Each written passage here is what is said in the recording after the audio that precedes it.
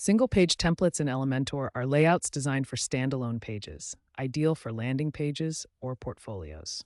They differ from full-theme overrides by targeting specific pages through conditions.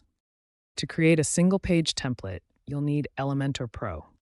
Access the theme builder via WordPress dashboard, then Templates and Theme Builder. Create a new template and select Single Page as the type. Design your layout using Elementor's drag-and-drop editor, incorporating sections for a vertical scrolling experience.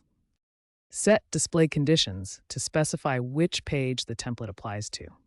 Finally, publish the template and test it across different devices. Essential concepts in Elementor single-page design include using sections and containers to structure your layout.